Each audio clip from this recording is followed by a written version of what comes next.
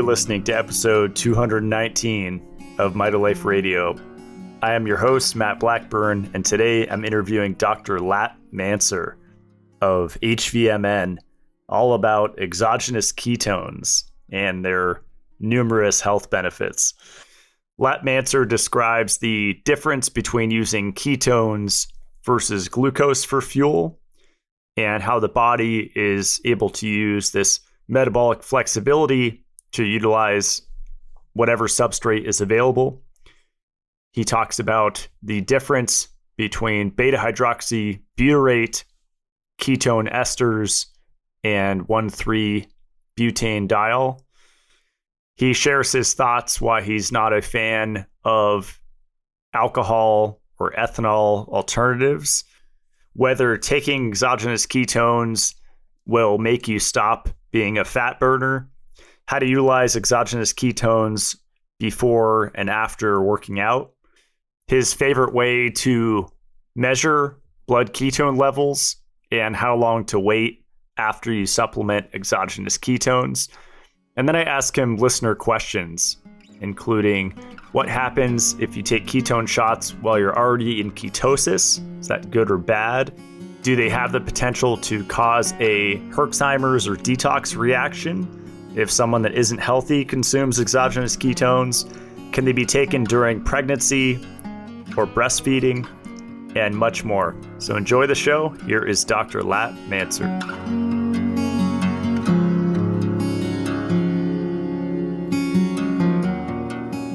All right, we're here with Dr. Latt Mansor. Welcome to the show. Thank you very much for having me. Yeah, this will be really fun. I've been really enjoying your product. I was floored the first time I took it. I'm kind of in experimental mode right now, just with trying different health products over the last several months. And I picked yours up at my mailbox and took one of the shots in the car, and it was immediate. It felt like within a minute, like lightning strikes my brain, like buzzing, and I was not expecting that effect. So yeah, I think that's the same with a lot of other people's experience as well. Usually I give it a little bit more leeway. I'll say like 15 to 20 minutes, but I think the more you're in tune with your body, the more pronounced the effect and the faster that you will realize what difference it makes. Because a lot of people, it's also very hard to describe the feeling as well. Because if you start describing it as like, oh, you become more alert, and then they'll just automatically associate that with the effect of caffeine. So, but it's not like caffeine. You do feel alert, you do feel focused, but without the jittery, without the heart palpitation, without the anxiousness. So it's like until you take it, you won't know how to describe it. Yeah. It's going to be fun diving into the how it all works later on. Just starting off, like, how did you get into this line of work? That's a long story. So I was born and bred in Malaysia, tiny little country in Southeast Asia, in between Singapore and Thailand. I studied there, and after my high school, I went to do my undergraduate in University of Nottingham in the UK. That was in biotechnology. And then right after that, I also did a master's in biotechnology. And that was my first time in the US, in New York, Columbia University. And then when I finished, I thought to myself, I don't like research. I'm not going to research. I'm going to start earning money. Applied for jobs, multiple jobs, because it was 2010 economic recession. It was really tough time as an international student as well. But fortunately, I found a job, an entry position job with the medicines company, which is a pharma company. And I worked in clinical operations and clinical trials. Worked there for half a year. And then I got turned full-time to be an analyst for the consulting arm of the pharma company. And I moved to Germany. So lived there for a year doing healthcare consulting, trying to help hospitals to optimize their healthcare pathways. And then during that time, I was again inspired by the people in the company to do a PhD. I was like, you know what, it's not so bad after all, because I think that gives me a lot of perspective that, the perspective I had before is that if you do a PhD, you're going to get locked up in the lab and just do experiments all day, every day and publish papers. That's your life and that's it. Whereas these people in the company showed me that they have PhDs and they can be business minded and they can be entrepreneurial and they can make an impact in people's lives in real time. So that was when I decided to apply for a PhD at the University of Oxford back in the UK in physiology, anatomy, and genetics, specializing in cardiovascular disease and diabetes. So a reason I decided to do it in the UK and not in the US, even though I was, already in the US for my master's, is that it takes 3 years in UK to finish, and it's so much faster than the US.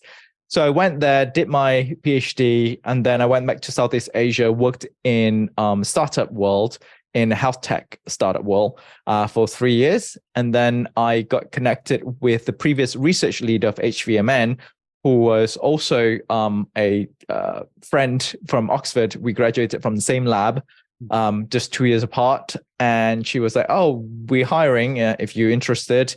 I just passed on my CV and they flew me out here in 2019, August. And they were looking for somebody who has a science background, but also with startup experience, which I kind of fit perfectly at that moment. And I ended up being the research lead of HVMN since August 2019, been leading their $6 million contract with the DoD, Department of Defense, using exogenous ketones to increase cognitive and physical abilities. And I also oversee all of the research collaborations with institutions, researchers, universities, publications, and publish review papers around ketone metabolism, the cutting edge of science around using ketones for potential therapeutic users, as well as metabolic health. Hopefully that encompasses all of how I got into this area. So my passion has always been in chronic diseases. And, obviously that has a lot to do with metabolic dysfunction and metabolism in general. And HVMN being a company that really strives for the betterment of metabolic health and using exogenous ketones to do so as something so novel, I just found myself being fascinated with, one, the study so far that has been done on exogenous ketone, but two, also more and more mechanism that we're starting to see with regards to both endogenous and exogenous ketones when applied to certain population, for example, a disease population like diabetes or aging population or Alzheimer's population. And those effects are slightly different, but most of them are positive. So it's really interesting.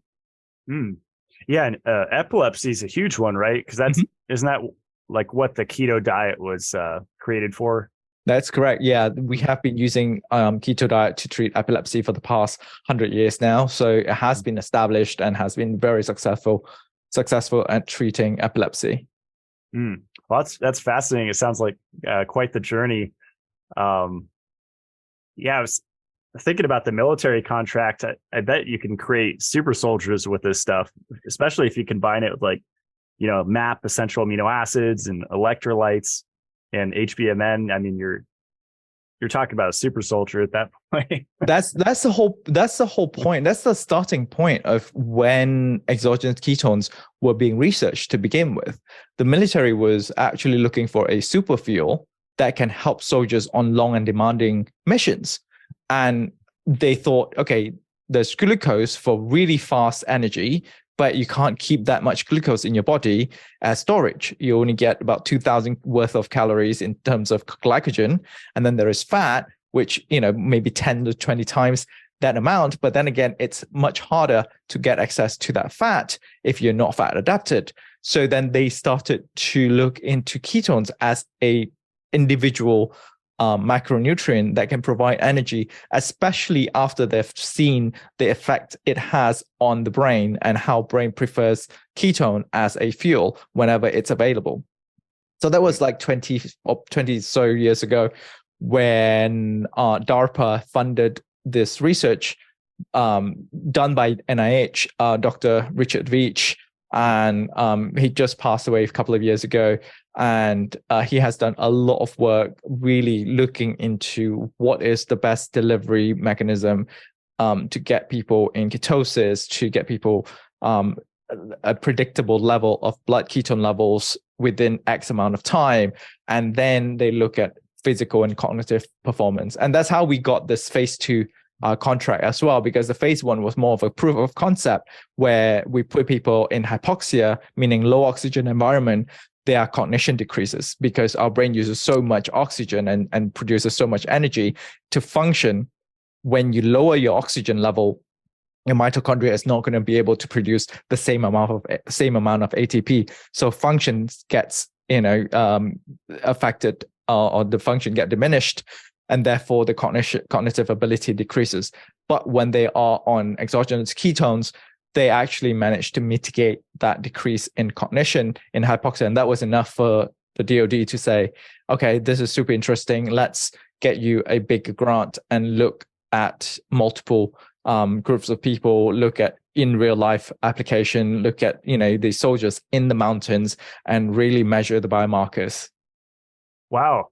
Yeah, I read a study the last couple of weeks where I think it was like if you put an epileptic in a hyperbaric oxygen chamber and then they experience that kind of hypoxic effect after they get out, that could trigger a seizure. But if they take exogenous ketones, or if there's ketones circulating, then they won't have a seizure. Have you heard something to that effect? Or? I haven't heard of that specific example, but I can definitely rationalize why that would happen, as far as ketones being able to really compensate for any gap of energy deficiency. So in a lot of studies in both animals and humans, what we have seen is that whenever there is a dysfunction, there is an energy deficiency, i.e. like heart attack. There is a blockage, therefore there is an energy deficiency because you're not getting enough substrates into the heart. Or Alzheimer's, you're getting insulin resistance in the brain, therefore you're not taking in enough glucose to produce energy. So there is energy deficiency, but whenever ketones are present, that energy deficiency gets, addressed, and ketone basically fill that gap, and therefore they saw an improvement in symptoms. So that has been shown again and again, which is super interesting because you are looking at a different micronutrient, different class of substrate here that uses different transporters, because glucose uses GLUT1 to 4, glucose transporters, but ketones use MCT, which is monocarboxylase transporters. And also, a ketone is independent of insulin as well, for most cases to a certain extent, not as sensitive as glucose is. So whenever there is certain cases of insulin resistance, which most of us in the world, and especially in the developed world, are insulin resistant to a certain extent because of lifestyle and nutrition, then this basically provides a huge advantage and a new avenue for give your body the energy it needs, while trying to work on the reversal of insulin resistance. Yeah, I'm glad you brought up Dr. Veach, because I bought the Ketones, the Fourth Fuel book, and it was like the history of ketones, Warburg to Krebs to Veach, and it was fascinating, the history of this stuff. Yeah, and we're still learning so much more. Yeah, it's exciting. Yeah, I kind of want to touch on the insulin resistant thing. The last, I don't know, 2 to 3 years, I was doing a high carb experiment and, eating enough protein. And there's this messaging going on that, you want to raise your body temperature, raise your metabolic rate, because supposedly that's going to extend life. And I think that's a theory that's not very proven. So basically lately I've been not zero carb, but just lowering my carbs to, less than 30 grams a day. And then I'll have carb refeeds sometimes once a week or twice a week. But what are your thoughts on, the cause of insulin resistance Because I know there's what's that? Lustig, Robert Lustig, the sugar, the bitter truth. I think that's one of the most popular lectures on sugar. And I think some people are arguing that, fructose from fruit is way different in how it's metabolized than sucrose or high fructose corn syrup. But then you have all this evidence, mountains of evidence I've been seeing where it's like, no, fructose is identical in effect to high fructose corn syrup. So it's because you see studies on both sides. So that's the problem with science these days, because people are getting so much better at Googling and now maybe getting better at ChatGPT that you can essentially get evidence for anything, for any claims, right? And if you search sugar is bad for you, literally, if you're listening, go and Google sugar is a cause of insulin resistance. You'll find all the evidence you need. And if you Google fat is the cause of insulin resistance, you will also find all the evidence you need. Now, from a metabolism physiologist point of view, I've had a really good conversation with Robbie and Cyrus Kambata. They wrote the book Mastering Diabetes. The episode literally came out last week on HVMN podcast. So if you're listening, go check it out. They believe in using high carbs, low fat diet in combating diabetes, which is very different from most people nowadays who's like really pushing against sugar and using ketogenic diet, like what Virta Health is doing. And it's really showing great results. You are putting people in remission and they get off their metformin and the medications for diabetes. So the way I see it, it's not one thing or the other, because our bodies are so efficient in using substrates, and it is so efficient in utilizing whatever substrates that's available under certain circumstances. So depending on the stimulus you give it, for example, if you exercise, you're basically telling it, okay, I need to break down storage, I need to use energy. And then after exercise, you're telling it also to, now I need to store and rebuild, right? And repair and recover. I have seen evidence that the fatty acids like diacylglycerol and ceramides in really affecting insulin resistance, because it directly affects the insulin receptor and really cause it to be insensitive to insulin. So, but then we know that diacylglycerol and ceramides also come from fats, right? So is that, then is fat the culprit?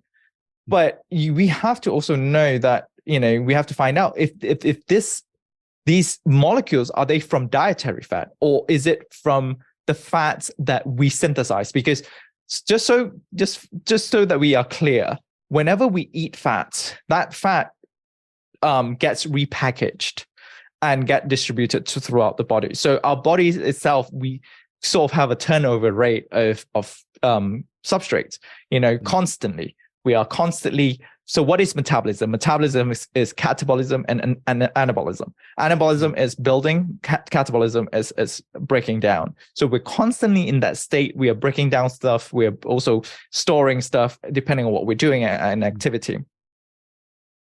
But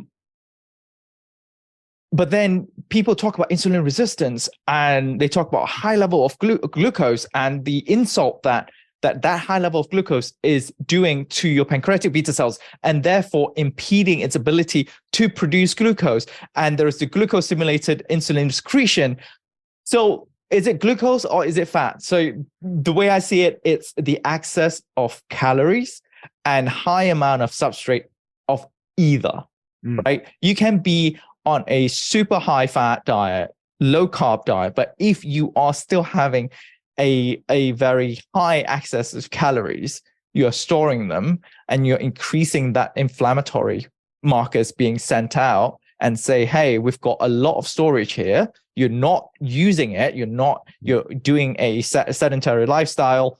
You're having a sedentary lifestyle and you're not burning the storage. So we are going to stop insulin as a signal to store whatever you have in your bloodstream, and we're going to keep it there. We're going to gatekeep it. Just see it as a gate. It's going to close because it's full in here.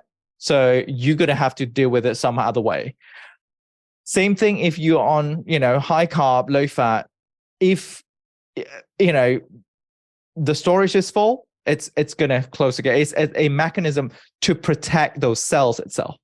I also interviewed Dr. Ben Bigman. He also tells the story very, very succinctly, very clearly on how excess of calories essentially tells the cell to like not taking in anything, not fat, not glucose. And that could, basically be a start of a vicious cycle, because then you get even higher rise of glucose in circulating blood, and then you're not taking in. But then your other organs are like, okay, your pancreas is like, okay, there's a lot in the blood. There's a lot of glucose in the blood. Let's secrete more insulin because, we need to take it in. And then your muscle cells are like, no, we're not taking in. So we're going to be insensitive or unresponsive to the insulin. So that becomes a cycle that, a positive feedback loop that is detrimental to health. That was a great explanation. I know a lot of people over the years, Mark Sisson is a prominent one that's been, talking about this idea of metabolic flexibility, of being able to run off different substrates. And, I've been on the fruitarian side. I've never been on the carnivore side, but I watch that side, and it's so funny, the polar opposites. I have fruitarian friends that are just very brilliant. Their brain obviously works incredibly well. And then there's also carnivore people that their brain works well. And I know there's this Randall cycle thing where glucose blocks fat oxidation and vice versa, right? And oftentimes the people on either camp only emphasize the one. So the high carb people will only emphasize that fats block sugar oxidation, but it goes both ways. So my current understanding is you could be high carb, low fat, or high fat, low carb, and either one works for weight loss or whatever you're trying to do, right? Exactly. Especially if you really equate the calories taken in being just enough from either maintenance or weight loss, you will be seeing results. What the problem is in the disease population is when you have high carb and high fat, i.e. ice creams and desserts and processed food. And that's, again, processed food. And then with the presence of seed oil, that's a whole different dynamic that you're providing your body to really ramp up inflammation. And as inflammation goes up, everything else goes haywire. And with the amount of high fat and high carbs that you're taking, it's just not able to process those substrates properly, not able to store it properly, not able to metabolize it properly. So as a result, your body is just sending out red flags and alarm alerts to different parts of the body, and it'll start disconnecting from each other because one says, I'm full of storage, and the other says, no, you're starving. I was thinking about my friend's family took me to Las Vegas one year, and we went out for tacos at one of the restaurants there, and had the pitcher of margarita. We all shared the drink, or it was the sugary one. I think I barely got to drink it. It was the one with the sugar on it, and I fell asleep back in the hotel. It was like my brain shut off. And then recently, a few months ago, went out to dinner, and kind of a similar effect after dinner, driving home, just the brain's turning off, actually falling asleep at the wheel. And so now I always bring this with me in my cooler because they taste better cold. I bring your ketone shots, and I pulled over, took one, and it was crazy. Like within a minute, my brain was back on. I was not sleepy, and I could drive very easily the hour back home. That was definitely one of the experience that I just started experiencing in the past, I think 2 years. I've never had that kind of experience. When I started my low carb diet, and I did keto for about 2 months, but I'm not a strict keto. I'm a low carb, so maybe 50 grams or less carbs. So I know some hardcore keto would be like, 20 grams or below, right? So what I found is that when I have glucose refeed and I have a high carb diet right after, my brain was exactly as you described. I would just feel so sleepy. I would literally doze off in front of my computer. And I mean, I don't know why that is in terms of mechanism of action. I think it's just your body trying to switch over in terms of substrates to metabolize and all that. And I don't know. I didn't really look into proper study around it, but I definitely have experienced that consistently. If I have been on a low carb diet for a while and then I reintroduce carbs, it usually happens. Mm-hmm. Yeah, it's such a fun area of exploration, because I don't think any one health educator has the answer, although they all pretend that they do. I think we're still figuring it out, and that's pretty exciting to me. I love not having the answer. Yeah, I think that's a big part of being an educator, being a science communicator, being a scientist, is to be able to say, I don't know, is to have the courage to say that you're wrong and relearn things, because I don't have all the answers. Yes, I might be an expert in my field, but as I am interviewing a lot more people on HVMN podcast, for example, I'm learning so much more that I never even knew, right? And I'm a scientist, so I can't possibly know everything about, say, the application, the practicality side of things, like a personal trainer would. And similarly, a personal trainer might not understand all about metabolism, but they know how to make it work. So I think you brought up a great point, and I think a lot of scientists out there and communicators out there should definitely keep that in their conscience and be able to change. I mean, there's nothing wrong by saying that you're wrong before, just because the data was limited. And there's nothing wrong to say that you don't know, because if you don't know, you don't know. I would rather you just be honest and transparent about it, and then you go and find the answer, than just bullshit something and mislead people and cause misinformation. Yeah. That's great. I agree with having a podcast. That's where I learn the most is asking questions to the guests that I have on, like you. It's great. So we better get to talking about ketones more specifically. So I've been having a lot of fun trying different ketone products, and I think years ago I got into beta hydroxybutyrate powder, which I think companies are still selling, and it's usually mixed with either it's like sodium based or calcium ketone based salts. Yeah. Mm-hmm. And I did feel a boost from that, but I just didn't stay on them for some reason. I think I was just taking too many other things that I felt more. Well, I mean, if you want, I can talk about what are the different exogenous ketones out there so far, and what's the difference as at least what we've seen in the research. So as you said, ketone salts have been around for the longest, right? And they do deliver BHB to your body via BHB sodium, BHB magnesium, BHB potassium.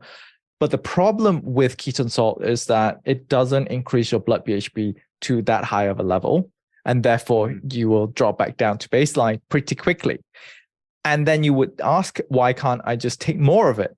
The problem is when you have salt overload, that one is not good for your body, just having an excess of salt. But two, you will get GI issues when you have overdose of ketone salts. And that is what's stopping it from being the go-to exogenous ketones if you want to reach a ketone level above, say, 1 millimolar. And then there is MCT, for example, medium chain triglycerides, which is a fatty acid that is essentially very good at getting converted into BHB, beta hydroxybutyrate.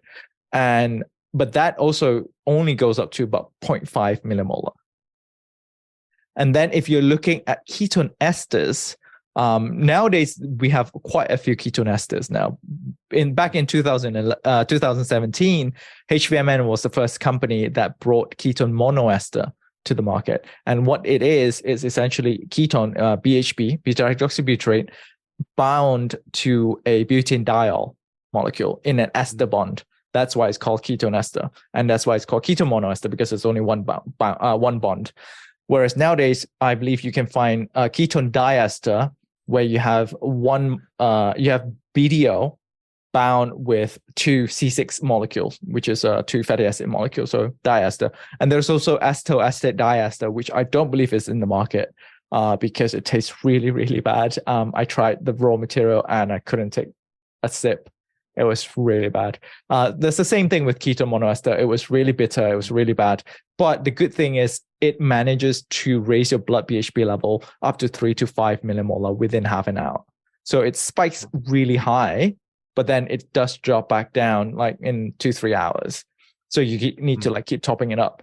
And then more studies came out that showed if you're fed, you won't have any improvement in physical performance, or there's one study by McCarthy actually looked at the cardiorespiratory stress biomarkers. So what they have seen throughout all these studies, consistently ketone esters will drop your blood pH, meaning your blood will become more acidic because it spikes blood BHB high up so high that it drops your because beta hydroxybutyrate can also be converted to beta hydroxybutyrate acid. So it drops your pH, it makes your blood acidic. And therefore, when your blood is acidic, your body tries to balance it out by increasing your cardiorespiratory stress biomarkers, such as heart rate, breathing rate, because you want to expel the carbon dioxide out so that you balance back out the pH of your blood. And as a result, they didn't see any improvement in performance, but they saw increase in stress and increase in perceived rate of exertion. So meaning you are working out harder, you feel like you're working out harder, but without the actual advantage in objective measures. So then fast forward a couple of years, in 2021, we launched KetoneIQ, which is what you've had. That in of itself is just BDL, it's just butanediol on its own. So when I said earlier, it was ketone, BHB bound with BDL, butanediol. This is just taking half of that and making it into a drink. 3 reasons. One, it is easier to flavor. It tastes much better than ketone ester. 2, it is cheaper to manufacture. So it's much, much easier to make it scalable. And especially the more results, the more studies we are seeing around therapeutic uses where people use it on a daily basis. It doesn't make sense. People have to spend $25, $30 a day just for a pop. Instead, now we have $4 per dose, $4 to $5 per dose of 10 grams of butanediol. And the third reason is the efficiency. So what we found is that butanediol doesn't spike your blood BHB that high up. It goes really slow. It has a very smooth curve, goes up to about 2.5, depending on the dose, 2.5 millimolar in blood BHB, and then it stays up above 1 for up to 6 hours if you are just sedentary and you're not working out. Obviously, if you're working out, you'll be burning the ketones faster. And we do ask people to top up after 90 minutes of working out to just keep their blood BHB levels high. So we didn't see any drop in terms of blood pH or whatever. And what we have also seen just recently, we just submitted a paper, our first study of KetoneIQ with the University of North Georgia. We looked at the effect of KetoneIQ specifically in anaerobic exercise, in high intensity exercise. And it's amazing. I love seeing those results because we saw an average increase in like 50 watts in power output, as well as decrease in fatigue. So these are huge because all this while, we thought that ketones are only beneficial for endurance athletes because, when it comes to fast exercise, intense exercise, glucose is still king. And I still believe that because we still need glycolysis in order to have that burst of energy. But lo and behold, like this study basically showed that while they are on glucose, ketones can also somehow increase their performance, whether it's directly from a metabolic point of view or an effect via brain mechanism. We don't know. We don't know what the mechanism of action. It could either be increasing the energy that is generated, from a metabolism point of view, or it has some signaling effect to the brain that has similar sort of effect to caffeine, for example, where it has slight analgesic effect, where you don't feel the pain as much, and therefore you can push harder and you feel less fatigued. Wow. And that was strength training, or That was Wingate. So 5 bouts of all you can, like as hard as you can cycle on a stationary bike, about 7.5% of your body weight as resistance, for 10 seconds. So 10 seconds and then rest, and then 10 seconds rest. And then obviously towards the last set, you will feel very, very fatigued. And that's how they measure the fatigue levels. And that's how they measure the power output. So we saw overall increase in average power, peak power, as well as velocity. So not only they pedal faster, but they also, they pedal harder, but they also pedal faster. So that is huge for people who are into high intensity exercise. And this opens a whole new realm for workouts like CrossFits, powerlifting, sprinting, and all of this. So we're currently even talking to CrossFit, the CrossFit Health, in really partnering with them in the next CrossFit Games, and really introducing KetoneIQ to the world of high intensity exercise, and not only just endurance athletes. That's really cool. That's fascinating stuff. I mean, I've been using it pre-workout for my weightlifting because I don't do as much endurance, but I do it for my pre-workout. I haven't measured objective measures, but I certainly feel like I am in the zone, and it's easier for me to be focused. And especially when you're doing heavy lifts, you want to focus on the form, you want to focus on the contraction and the muscle brain connection. And I felt that. That's really cool. Yeah, I've been really into the resistance, variable resistance training with the X3, like the bands with the bar. Mm-hmm. And I'm going to try that. I'm going to take one before. I did have a question. Like I was doing a alcohol experiment with red wine, just having a glass a night for a few weeks, and it started to affect my sleep. And I don't know if it was just overloading my liver from the consecutive days. So I quit all alcohol, and I recently found, I'm sure you're aware of these like ethanol-free R13 butanediol drinks. And they like flavor them like ginger mule or whatever. And so I've been drinking one of those at night, and it does give me like a nice buzz. And it doesn't affect my sleep. If anything, it improves it. Is KetoneIQ the same stuff, or could I just take multiple of these to get that same effect, or are those drinks different? So you're talking about the hard ketones? Yeah. Mm-hmm. Yeah. So I mean, obviously I can't speak for them, but I believe that company also sells ketone esters, and they sell ketone esters for performance. And then they also have hard ketones, which is RM3 butanediol. Now, if you look at the ingredients, I believe the RM3 butanediol has 12.5 grams, and the ketone ester has about 30 grams. As I said earlier, molecularly, ketone ester is half butanediol and half BHB. So if we don't get into the details of the stoichiometry of the chemistry, just say rounded up 15 grams of butanediol is in the ketone ester, right? And they're selling that for performance. But then they're selling a 12.5 grams, a lower dose, for buzz and alcohol effect. So for me, that seems to me is not logical and not rational. And it seems to me that it's just pushing a product for the sake of pushing it, and not really think about the integrity of science and the transparency.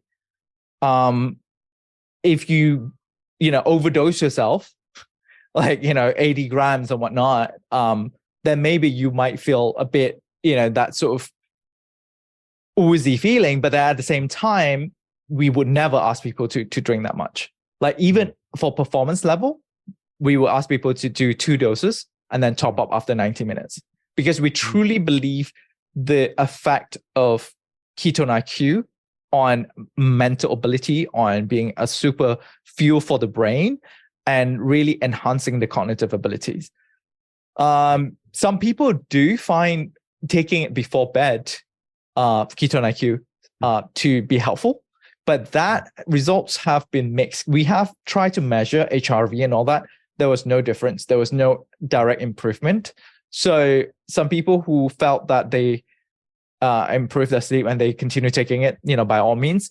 There are some friends of mine who have taken it before bed, and they said, I have had way more vivid dreams than I did without KetoneIQ. So I think it really depends from person to person, but certainly we do not advertise and we do not recommend KetoneIQ as a alcohol replacement in the sense of the feeling. If you want to avoid alcohol and drink KetoneIQ instead, sure, because you get all the benefits. You might not get the buzz, you might not get the feeling that alcohol gives you, but you certainly are drinking something healthier. So I wonder if they're spiking it with something, because I definitely feel more relaxed. Yeah, I mean, I wouldn't be surprised. And then if that's the case, like, say it what it is, right? Say, what are you spiking it with? If you're spiking it with a bit of alcohol, with a bit of whatever chemical or something. Yeah, like, just say it. Like, L-theanine does relaxes you. It does relax you. And I take a low dose of L-theanine before bed and knocks me out right away. So be transparent and have full integrity of your product. Don't say that R1-3-butanediol is all you need to get the buzz and to like knock you out, because it shouldn't. And then you're like spreading misinformation around the area where we're trying to educate people around metabolic health. And I'm all for giving all the information to the users, to the consumers, so that they can make informed decisions. I'm not there to tell you how you live your life, tell you that you should be buying KetoneIQ and drinking it every day. Because as a research lead and as a scientist, my quest is to go out there and find as much information, as much data, and produce as much data as I can, so that I can substantiate my claims, as well as provide you with enough information so that you can make the best choice for yourself. That's great. Yeah. I haven't taken the ketone esters, or if I have, I think maybe once, and it tasted horrible. And yours tastes awesome. It's really bitter. I remember taking it quite often before, and at that point, that was the only thing, right? So you didn't have any options, you didn't have any competition, and it is what it is. And people did feel better. People did get that sort of cognitive performance increase. But then when this came out, when KetoneIQ came out, well, there's no reason to go back anymore. This was our version 2.0, and that was our 1.0. Why do the shots taste better than the big bottle? Because I've given the big bottle to people, they're like, oh, they make the face. And then this one, they're like, oh, it's not that bad.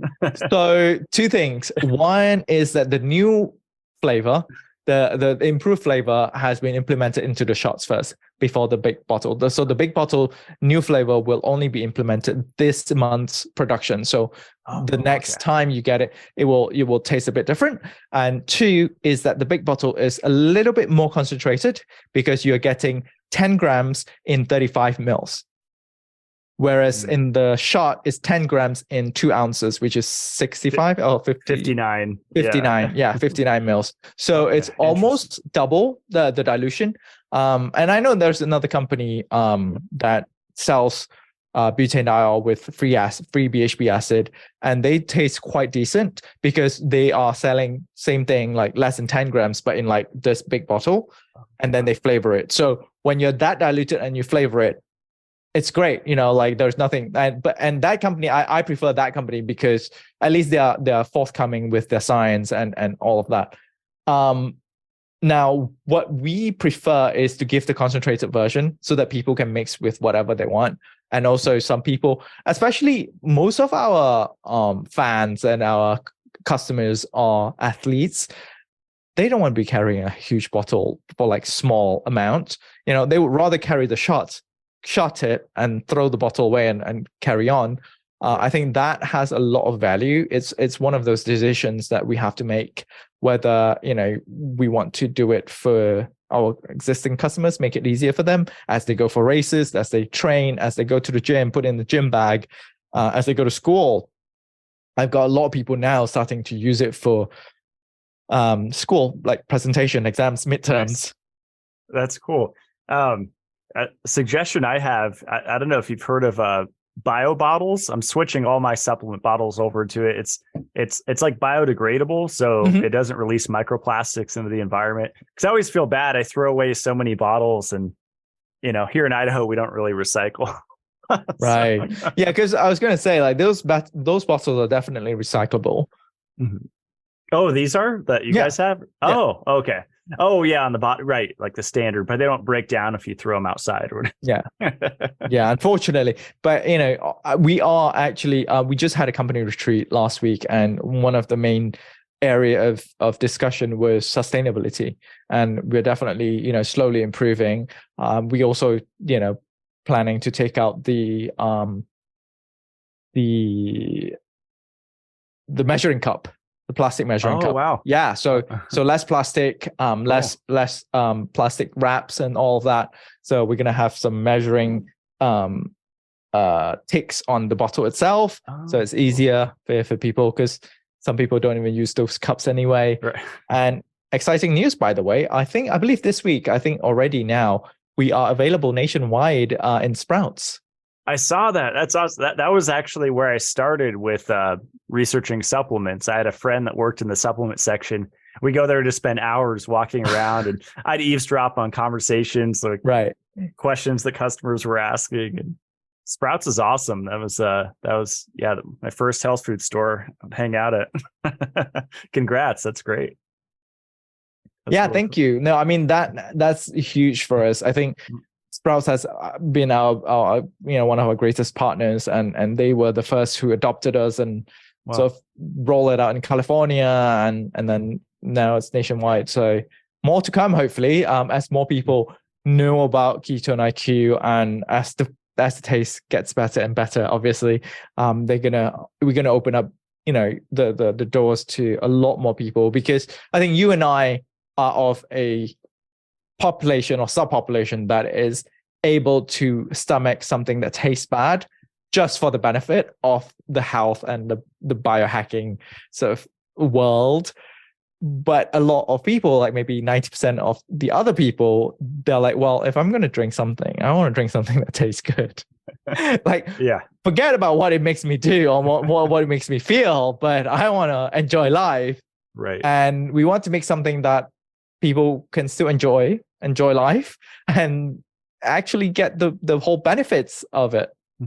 That's cool. And I think I saw in my email, you guys are like, if you buy a shot at Sprouts and then send in your receipt, you guys will Venmo them the money back, the $5 or whatever. Yes, first shot is free. That's cool. So first shot is free. You just have to buy it, scan the QR code, and follow the instructions, and then you get your money back. So there is basically a free trial to try KetoneIQ. And the reason why we're so confident about this is because, like you said, you can subjectively feel the difference after you drink it, because it's not just another multivitamin or another probiotic. And I'm not saying that they're bad, like some of them are good, but you have to take it over time, and sometimes you don't even see the difference, right? But you may have detrimental effect if you stop taking it or whatever. Like, you can't even associate it with the supplement, but with KetoneIQ you can subjectively feel the difference. And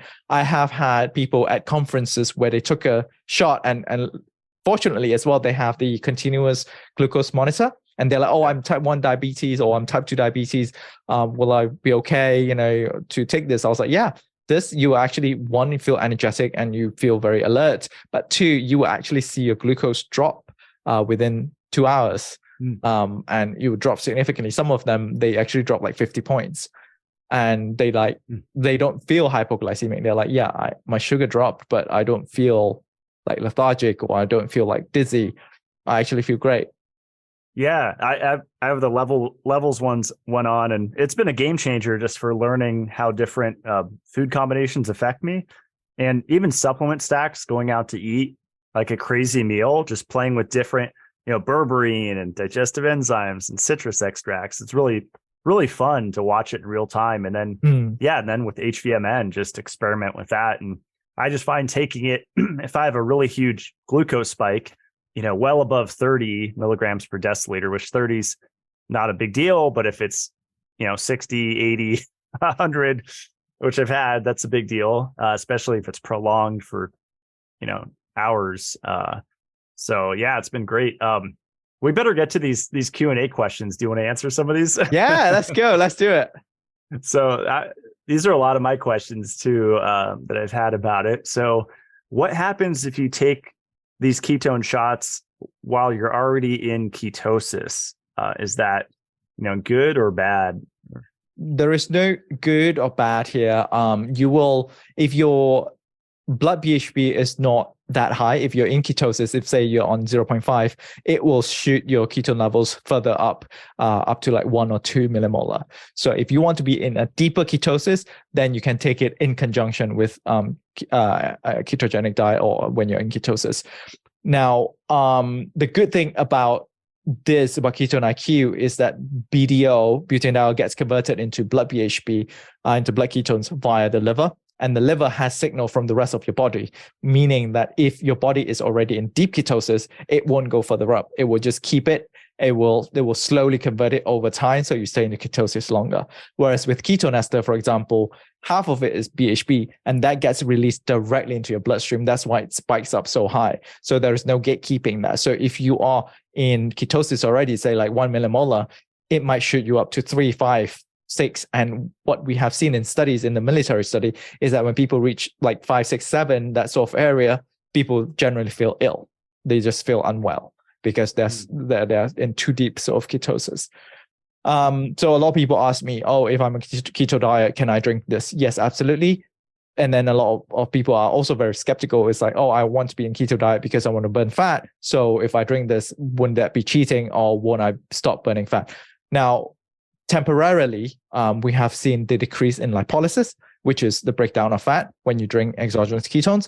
But that effect only lasts for a few hours while you have that. What we have seen, though, in studies is that when you have exogenous ketones, you are also upregulating the enzymes and transporters needed for ketone metabolism.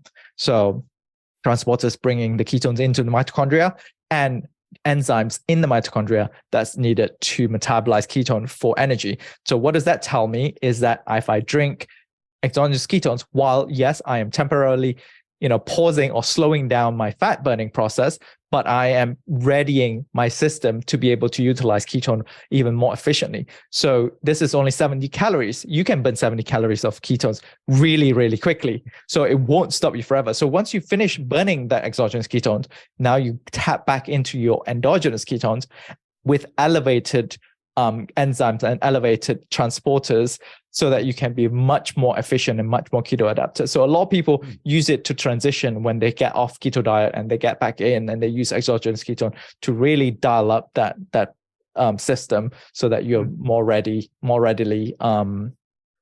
metabolize the ketone that you will be producing yourself. Wow, that's fascinating. And it sounds like the intensity of the exercise determines how quickly you burn through it. Like if you're on a marathon or doing a 10-mile hike or 20-mile hike or whatever, or a cross country trip, whatever it is, right? Then that you're gonna go through it faster, much quicker, right? Yeah. Okay. I think it really depends. Like the thing is, our bodies does its own thing. Like our body does, chooses whatever substrates it wants to use. We have seen again and again, yes, when ketones are available, certain organs like brain, like heart, and to a certain extent muscles does prefer to take in ketones, but ultimately your body does choose what to burn and how fast it burns on its own. So some people may burn much faster when they are just running regularly, running casually. Some people need a more intense exercise. So it really differs from a person to a person. Yeah, I'm imagining for intermittent fasting, although I think it's anything above 50 calories won't allow autophagy to happen. But if you're doing intermittent fasting for other benefits, which there are many, then maybe using KetoneIQ during that. Like I've used it on just busy days, just slam some master amino pattern, right? KetoneIQ, electrolyte powders, and I'm just feeling like incredible. See, that's very interesting. I used to believe that as well. Like, anything more than 50, 100 calories, like you won't get autophagy. But if you look at Walter Longo's studies, he came up with the fast mimicking diet that is 500 to 750 calories per day. And he claims that, that autophagy mechanism and genes and biomarkers still occur. So that's super interesting. So it's like low calorie and sort of calorie restriction at that point. It's not even long-term fasting anymore. So to that, I would say, KetoneIQ shouldn't even stop autophagy. So it would be amazing if I could actually measure if there's anything out there, any lab that can measure specifically genes that are related to autophagy, if it's being turned on, turned off. I would love to do like extended fasting, but just with KetoneIQ. I've just done a 48-hour fast just with KetoneIQ. It really helps because it helps with appetite suppression, and because one dose is 70 calories. And I think I had a great conversation with Cynthia Thurlow. She's like, super expert in fasting. She was on HVMN podcast, and essentially we agree that autophagy kickstart when we have really low sugar and really low insulin. So ketones does not increase blood glucose. It does not spike insulin. So in that sense, we think that it should not stop autophagy, and with the low calories. Interesting. Yeah, I've listened to some of Walter Longo's stuff. So you said 700 to 1,000 calories? No, that was like 500 to 750. Oh, 500 to 750. Okay. Interesting. Yeah, it's so fascinating. Like I said earlier, we're still learning all these things, and I think he triggers a lot of people because he's not a fan of high protein, right? High amino acids. Right. And the thing is, like, the body is not one-way street. It's not, metabolism is never linear. I tell people that it's a web of really complex pathways, and we as humans, we would love to make it linear. We would love to make it simplified so that people can follow certain guidelines, and everyone wants takeaways. Like nowadays, I'm starting to do more like social media content, and I realize how people love contents that they can take away from. I mean, everyone does, right? Ultimately, we're all selfish. When we go on social media, TikTok, Instagram, we want to listen to something that's cool, but also listen to something that, what can I do about this? What can I do with this information? And as a result, we almost always oversimplify metabolism. And that could be good in a lot of cases, because people, when they get started, all they need is like, okay, eat less processed food, move more, sleep better, easy, right? But then as you go into these nuances, it's like, what triggers autophagy, right? Then you start going to the nuance. What is the cutoff point? Where do you say too much in terms of calories? Is it just insulin, or is it specifically, just calories? If it's, can fat trigger it? Can glucose trigger it? Can ketones trigger it? You go into those areas and you're like, well, need more studies. Right. Yeah. My most it was my most hardcore experiment. I did 23 hours a day fasting, pretty much vegan, and then 1 hour eating window. And the idea was to get this, daily autophagy, which I think there's mixed opinions on when that kicks in, right? Like some say 17 hours, some say what I've read is about 24 hours, peaks at it starts at 24 hours, peaks at about 48, and then anything after 48, it's sort of like going to breaking down proteins into amino acids. 72 hours to start like peeing amino acids, but then after that you also stop that process, and then you'll kick back into more endogenous ketosis. So have you ever done dry fasting or have an opinion on that? Because that scares me. I think especially in like a hot climate, it's very dangerous. That's a great question, because growing up in Malaysia, being a tropical country, is really hot and humid. And I remember when I was 13, I had to fast during the month of Ramadan. So there was dry fast, but only for about 12 hours. Towards the end of the day, though, I remember I was at a school assembly, and I was just standing, lining up with other students. Next thing I knew, I was being carried. I literally just I just went face down. Luckily, there was a bag in front of me, and I didn't face plant into the floor, but I passed out, and they had to carry me into the classroom. So Wow. so yes, I don't think dry fast is for me, and for a lot of people, especially like you said, if it's a hot country or in the middle of summer and you're working out on top of that, I think the danger and the risks of being dehydrated is way more dangerous than just being hungry. Absolutely. This is another question that's good. What if you're taking more than one shot? Can't remember. I've listened to a bunch of your interviews. They're all great. I think it might have been on Ben Greenfield's where he was saying he needs 3 at once to get to a certain millimolar goal. Yeah. So what determines how many shots one can handle at once? So we always recommend people not to take more than 3 doses per day. That's just from our FDA GRAS generally recognized as safe certification. But a lot of our athletes take way more than that, especially when they're working out and they are burning it. So I think the good thing about KetoneIQ is that it's cheaper than ketone esters. So you can literally just trial and error and experiment on it, like yourself. If you like to experiment, measure your blood ketone levels, like what level you want to reach at, and do different dose response or whatever. And also, like I said, if you overdose yourself, you will feel it. You will feel unwell. The same with ketone esters. It's the same thing with glucose or fats. You literally cannot just stomach it. If you have too much glucose, you will start puking. So just because something is good for you doesn't mean that you have to take the whole bottle at one go. That's my advice.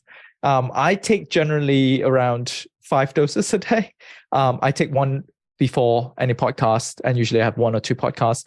I'll take 1 before workout, and then I'll take about 2 before bed, 2 or 3 before bed. So that works for me, and it might work for somebody else, it might not. So I would say try and see it as a tool that you can use to optimize the lifestyle that you are trying to achieve. If you are using it for cognitive function and you have 5 important meetings a day, and 1 should last you a few hours, right? And you can just back calculate, if you need 2 shots for 2 shots in between 5 hours to last through the 5 meetings, then do that and see how you feel. If you feel like you want to work out a very intensive workout and you feel like 1 shot will not be enough, do 2 shots. Like you right now, just take 1 shot in the middle of a podcast. It's like, oh I'm dipping in energy. Let's do it. I'm going to get on your schedule. I'm going to try that. I think I was, following that 3-a-day, but I know as a supplement owner, I have to write certain things, Correct. the K2 bottle, pregnant and breastfeeding, and all these things. And exactly. Actually, good segue. Is it okay for pregnant women or breastfeeding women to do exogenous ketones? Or unfortunately, we do not have any data on pregnant women. So I almost feel uncomfortable saying that it's safe to consume. I would say check with your doctor. I know babies are born with elevated blood ketones. Exactly, because all they have is breast milk, and that's very high fat content, and they're essentially in ketosis most of the time. So we have had kids. I actually had a customer that reached out, and he had a 6-year-old who had a brain injury, almost drowned when he was a baby, and as a result, like now he has brain damage and had to use tubing and all that. And I sent him some KetoneIQ, and he said it was really good. He saw an improvement, needed tube less, and way more alert when he talks to his son. So I'm glad that works out. So I think there's nothing in there that should be harmful for pregnant women. But as a scientist, I would say just to be safe, check with your physician before. Definitely. This is a really good one. If you're doing the finger prick ketone test, how long would it take for your exogenous ketone shots to get into the system? to see if it increased and how much, like how long to wait? You should be able to see it within half an hour. If you take it half an hour after, you should see an increase. So take it right before, right? So that you have a baseline. Take it half an hour after, you should see a significant increase already. But know that KetoneIQ is a slow release exogenous ketone. So it will continue going up to 1 to 2 hours. So if you're interested, take 0 minute, 30 minute, 1 hour, 2 hours. And if you've run 3 hours, I've done 7 times prick, because when we did the R&D, I myself and some teammates, I wrote the protocol for them. So they are fasted. They prick themselves once before they drink KetoneIQ. They prick themselves again half an hour, 1 hour, 2 hours, 3, 4, 5, 6 hours. So 7 or 8 times pricking. Wow. So I ran out of fingers to prick. But we had to do that, right? Because 1, we want to believe in the product that we sell, and 2, as a scientist, I want to know how high does my blood ketones go, and that was quite a nice experiment. I think the graph is also available on our website as well. So that's based on that internal study. What do you think about the breath ketone meter? Because I've heard mixed opinions on whether that's, and I've done a test where it was spot on.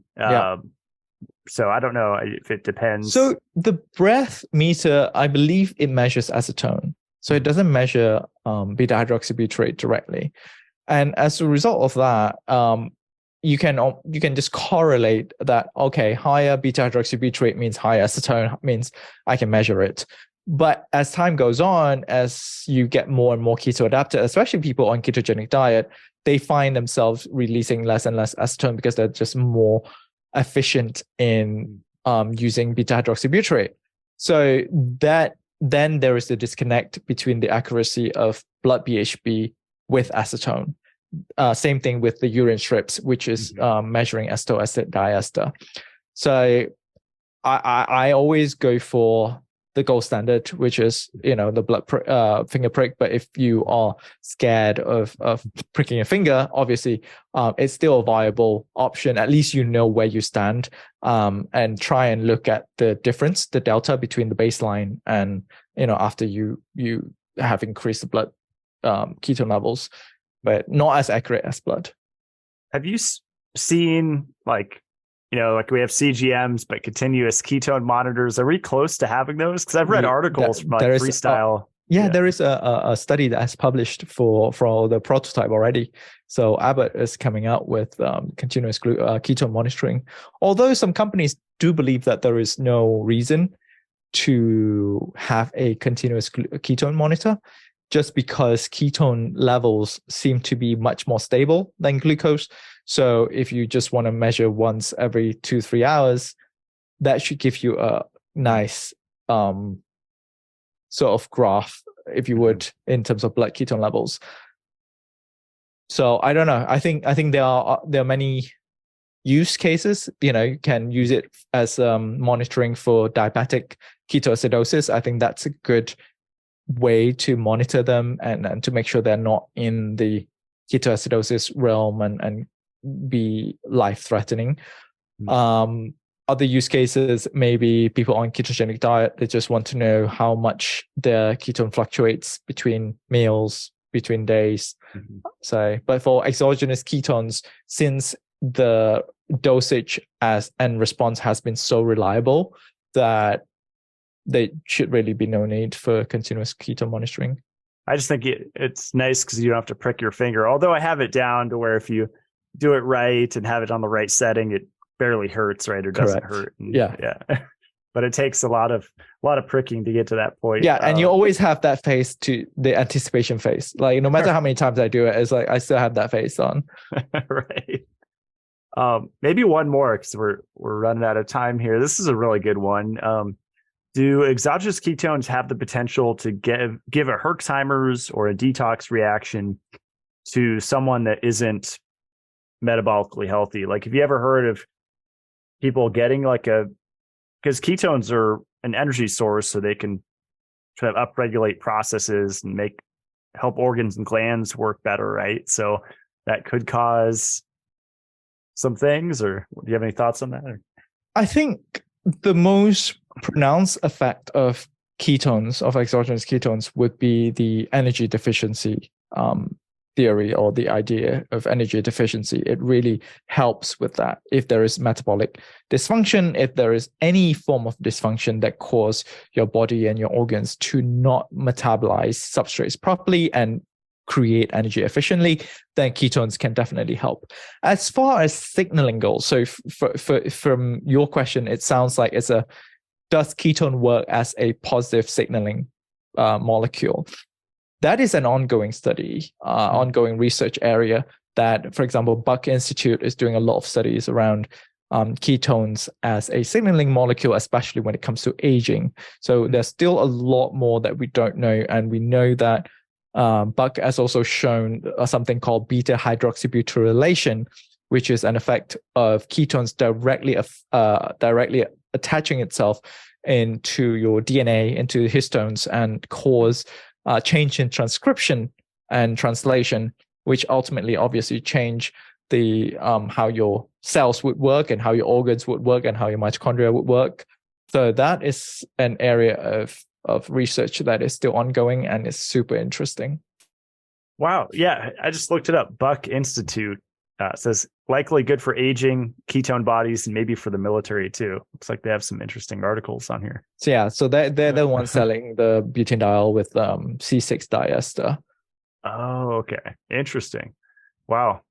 Yeah, such a great area of study. Do you recommend any resources besides the PubMed to search about ketones, or are there any websites that kind of compile the latest research? Unfortunately, there is none at the moment. I have my own compilation. I basically make my own list.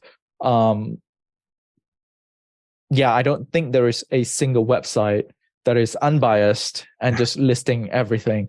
There are a couple of review papers that are very interesting, just compiling what is there already in terms of performance, in terms of recovery. I wrote a paper myself in terms of using ketones for recovery. Last year, I published a paper using ketones and lactate for traumatic brain injury and as an extension, neurodegenerative diseases. And then I just got accepted last week for another publication using ketones for psychiatric disorders, specifically major depressive disorders, schizophrenia, and anxiety. Wow. So that paper should be out in a couple of weeks, since now it's just finalizing the proof. And then look forward to the University of North Georgia study using KetoneIQ for anaerobic exercises. That's exciting. Well, this was a great chat, and I learned so much. And your website's hvmn.com. Yeah, cool. And at HVMN on all social media, and you can find me as well at Latt Mansor, LattMansor on all social media, and check out HVMN podcast. I definitely will. I need to catch up on your shows. So thanks so much, Latt. No, I would really maybe we should have you on as well. That'd be great. Yeah.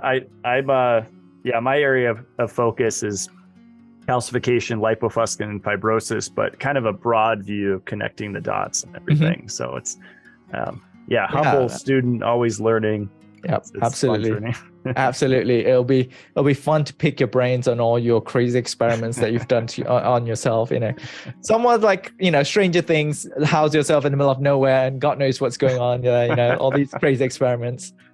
Absolutely. Awesome. Well, thanks, Latt. Stick around as we close out the show. Thanks for coming on. Yeah, thank you very much for having me. Happy to have part 2 if you have more questions.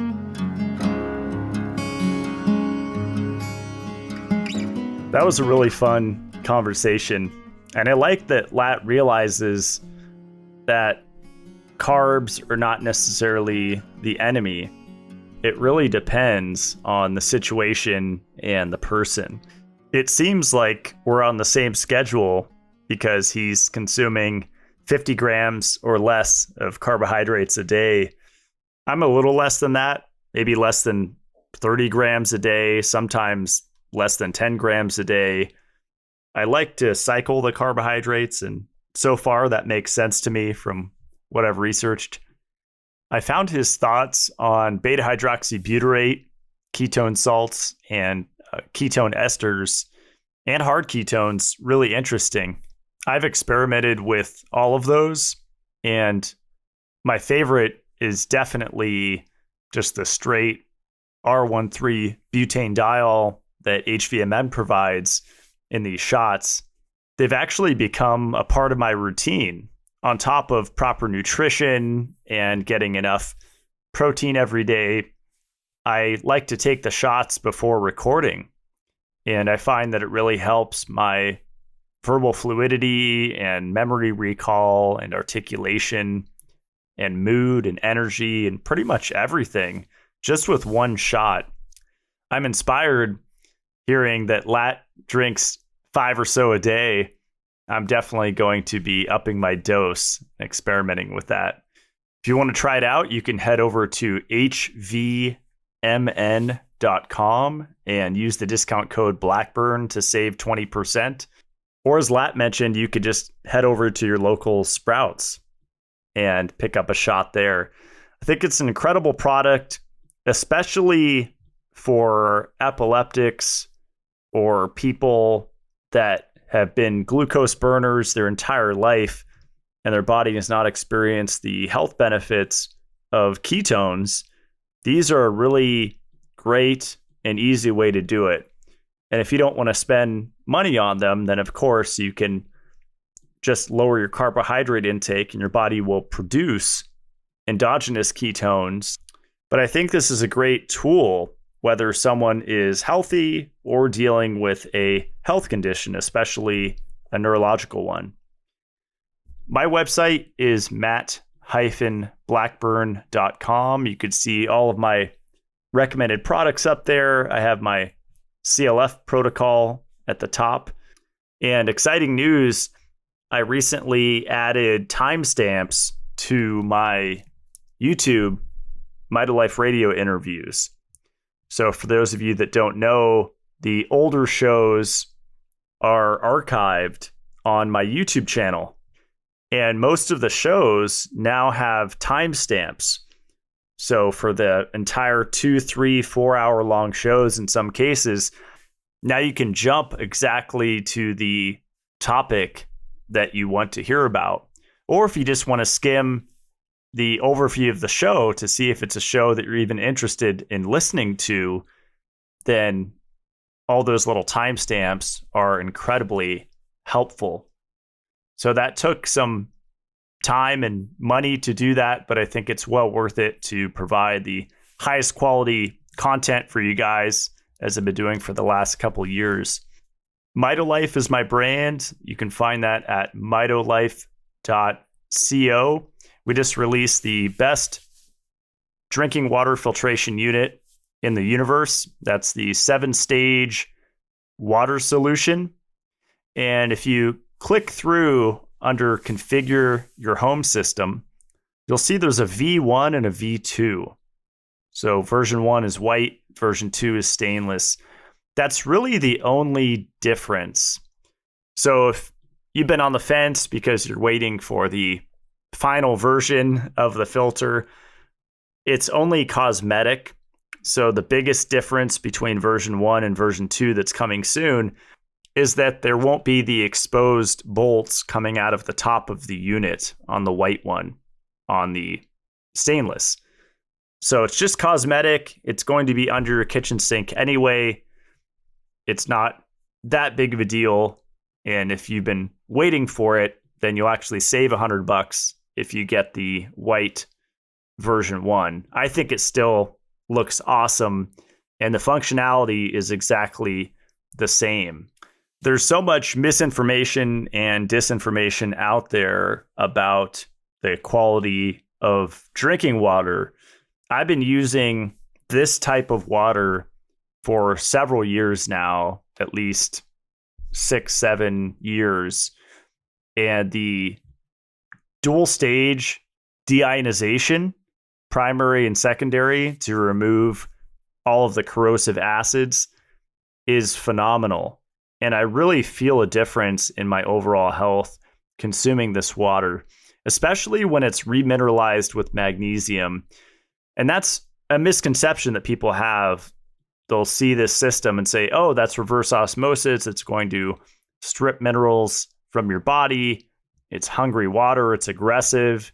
It's like distilled water. You have to add trace minerals to it. And it's a little more simple than that. You just have to add one mineral to it. And if I had to choose the mineral, it would be magnesium. So we use a remineralization media called Corasex, and that is magnesium. And when that media reacts with different components in the water, it actually releases different forms of magnesium into the product water, including magnesium bicarbonate in trace amounts. Now, it's nowhere near as much magnesium bicarbonate as you would get using something like the Crucial 4 mag bicarb powder and cooling this water in the fridge, carbonating it, and then mixing in magnesium hydroxide to make your magnesium bicarbonate concentrate that I popularized years ago. It's not as strong, so it's not going to dilute your stomach acid. We're talking about very minute quantities of magnesium bicarbonate in the product water of my filter. It's just enough to make the water not aggressive. That is the point of it. So hopefully that clarifies that aspect. I know there's so many things to go through with drinking water, and I will be breaking it down in the coming months. But that was one of the common misconceptions that I see about this type of water. And our system is really one of a kind. There's nothing like it that exists on the market. We built this from scratch with blood, sweat, and tears, and it took 2 years to get this started. So I'm really excited to share it. It's so affordable. It's so easy to change the filters, and it really works. Other than that, I'm working on a move. I have some really exciting things in the works. I just like to be closer to family. And what's really exciting is I'm inspired by my friend Luke's story to start doing in-person interviews. So I'm going to create a little home studio, and it'll be really fun to have more video content to go along with this show. So always improving, always doing better. That is the whole point of life. We are human, and humans make mistakes, and we learn, and we grow, and we change. And that is the human experience. And the more people that realize that and don't see themselves as perfect or other people as perfect, the better the world is. So that's it. If you want to dive deeper, Mitolife Academy, I put out 2 videos and a live Q&A the last day of every month. I'll see you guys next Friday. Stay supercharged.